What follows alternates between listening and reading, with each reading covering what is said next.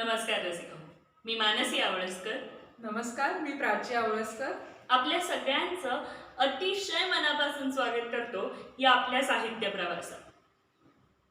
ओंजळ शब्दफुलांची या आपल्या यूट्यूब चॅनलवर याआधी आपण अनेकविध कविता, ललितलेख, कथा ह्या वाचल्या आहेत आणि त्या तुम्ही ऐकल्यात आणि त्या सर्व प्रयत्नांना तुम्ही अतिशय मनापासून आणि भरभरून दाद दिली आहे.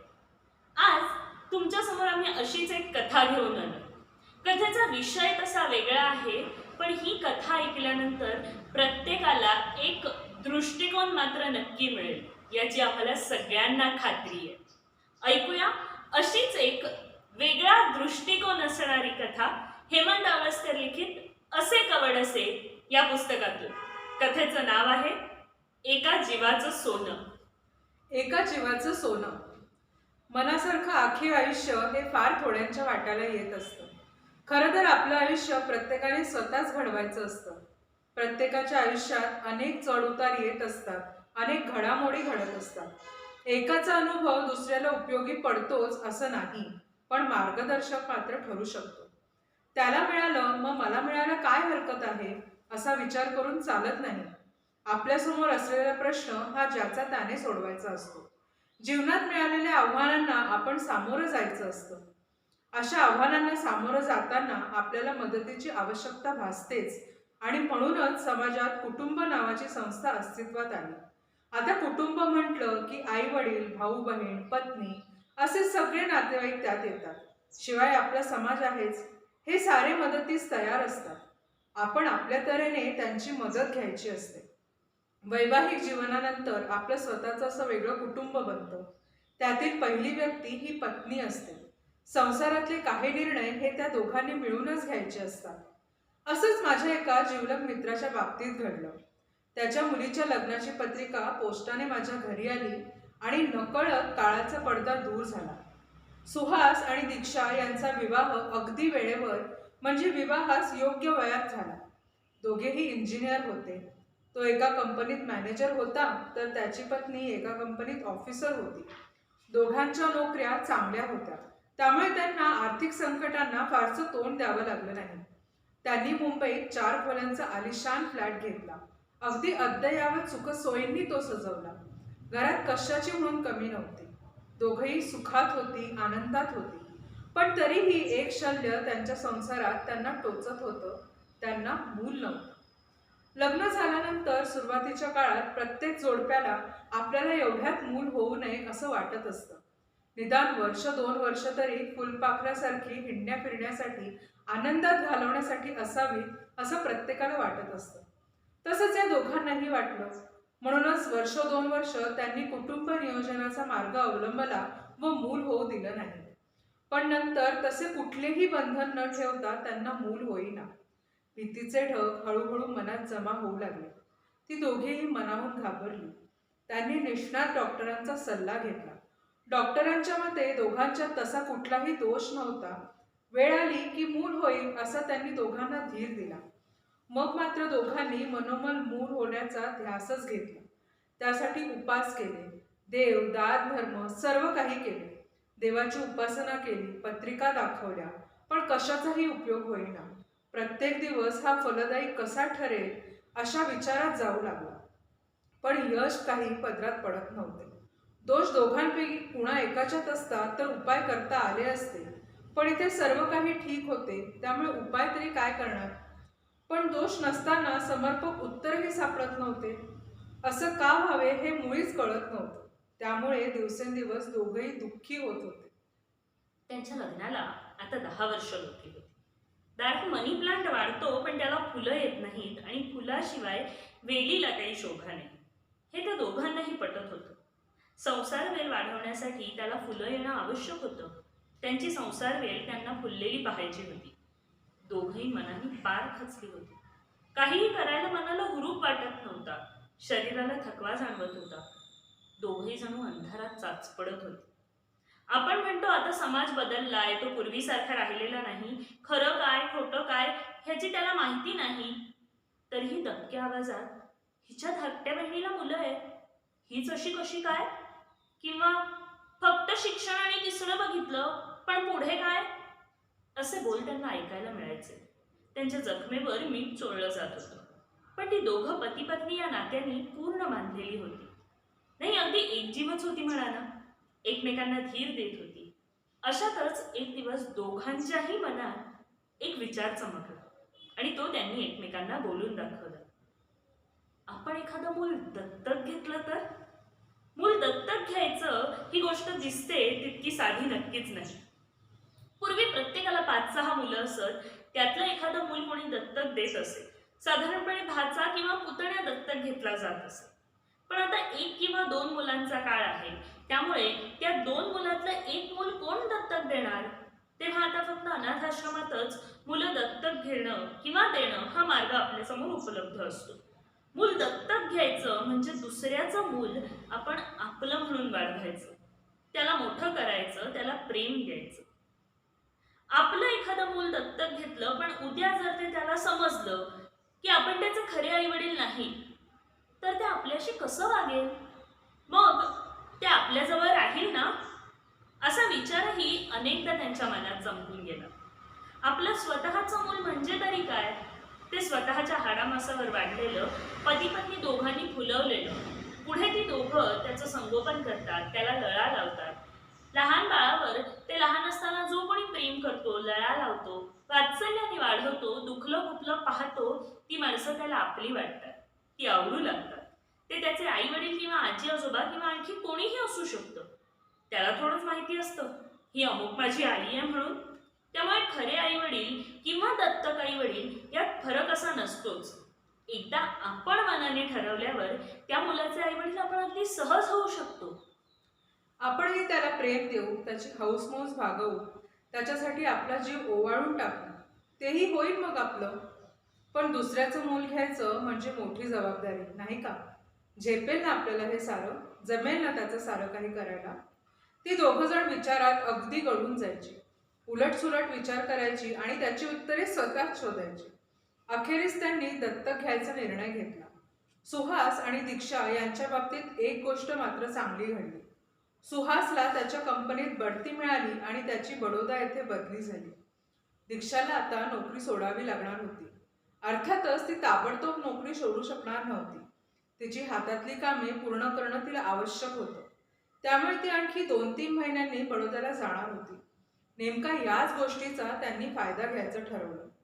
दीक्षाने नोकरी सोडली.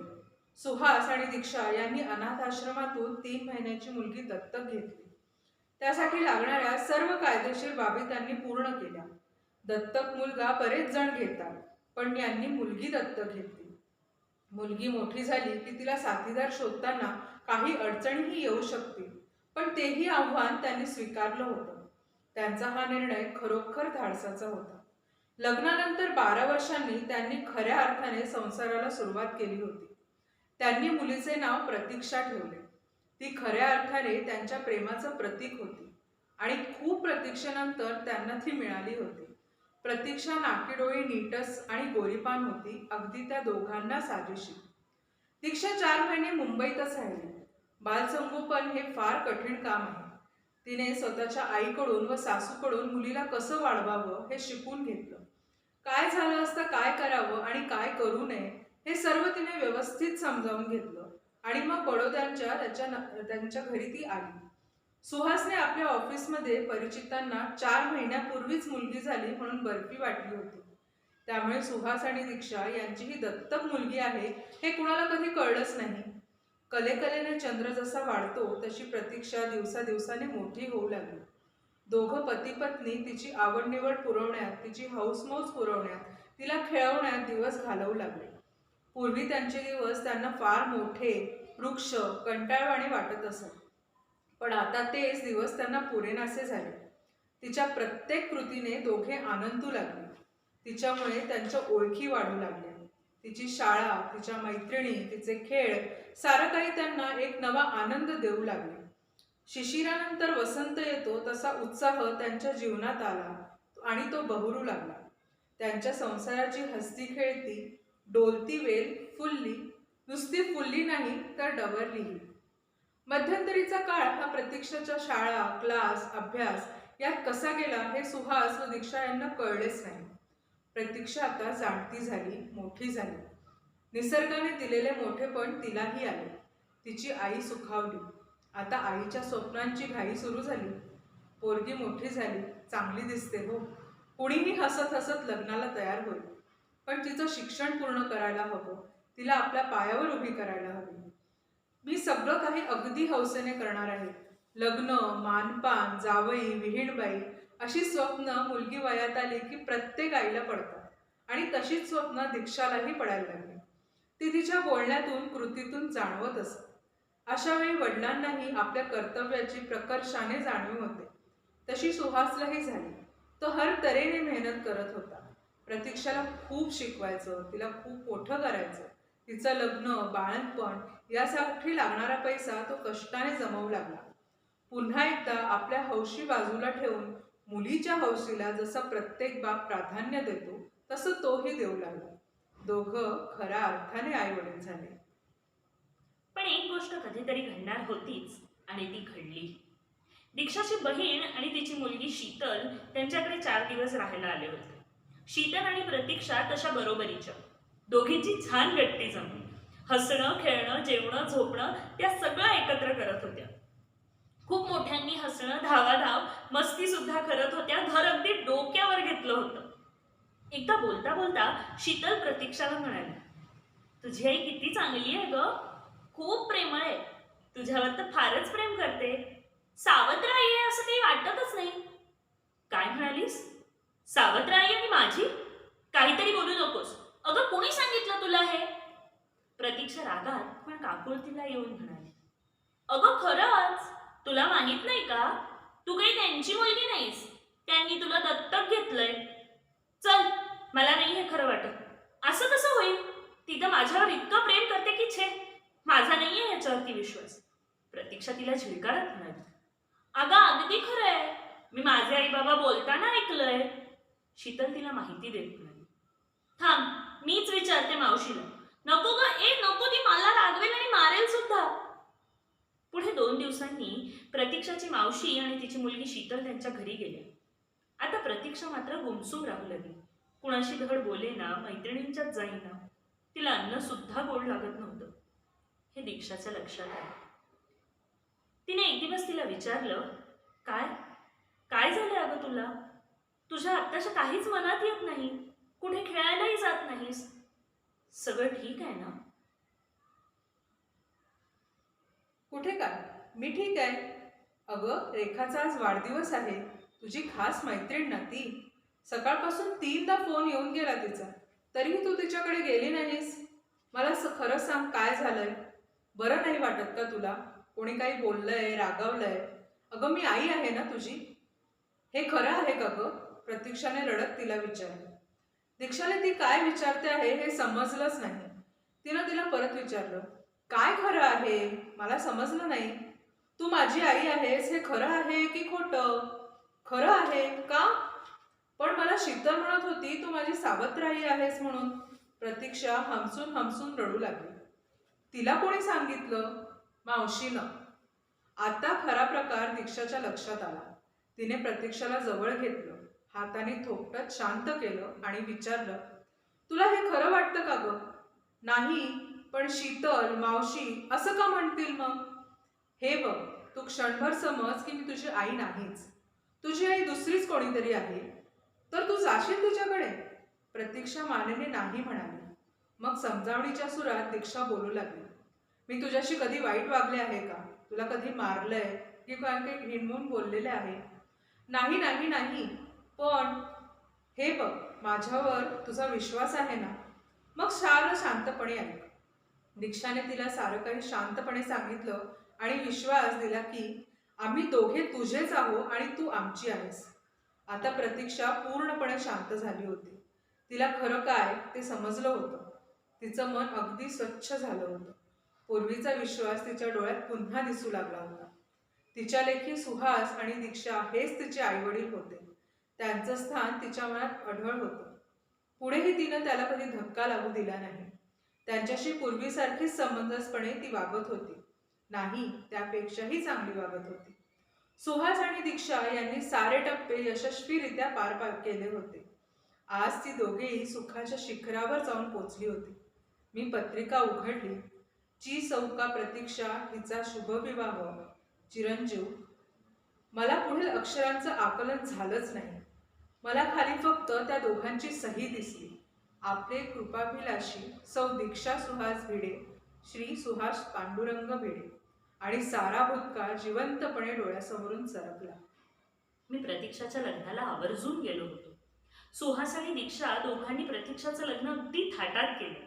दागदागिने, देणं घेणं, मानपान, रुखवत, जेवण खर्च सगळं व्यवस्थित केलं. स्वतःची गाडी, बंगला, स्वतःचा बिझनेस असलेला इंजिनियर मुलगा जावई म्हणून त्यांनी शोधला होता. प्रतीक्षाला काही म्हणून कमी पडणार नाही याची त्यांनी पूर्ण काळजी घेतली होती. मुलाकडची माणसंही समंजस वाटत होती. लग्नाच्या धावपळीत विहीणबाई सर्वांची अगदी अगत्याने, आदराने चौकशी करत होत्या आणि सुटाबुटातले व्याही अगदी खुश दिसत होते. लग्नाची वेळ जवळ येत होती. सर्वजण स्टेजवर जमा झाले. मंगलाष्टकांना सुरुवात झाली. आली लग्नघटी समीप वधूवराला. सुहास आणि दीक्षा यांच्या जवळच मी उभा होतो. सुहास हा अगदी खास मित्र माझा. दोघांकडे मी आळीपाळीने बघत होतो. आनंद दोघांच्याही चेहऱ्यावरून ओसंडून वाहत होता. आसवांना त्यांनी स्वतःच वाट मोकळी करून दिली होती. सोनं केलं एका जीवाचं. मी त्या दोघांना समजावत म्हणालो. त्यांचे अश्रू पुसता पुसता मला माझ्या डोळ्यातले अश्रू मात्र लपवता आले नाही. आम्हाला आशा आहे तुम्हाला ही कविता, ही कथा नक्की आवडली असेल. ही कथा आवडली असेल तर ती नक्की लाईक करा, तुमच्या प्रियजनांमध्ये आवर्जून शेअर करा आणि ओंजळ शतफुलांची या चॅनलला सबस्क्राईब करायला विसरू नका. भेटूया अशाच नवीन उपक्रमांसोबत. तोपर्यंत धन्यवाद.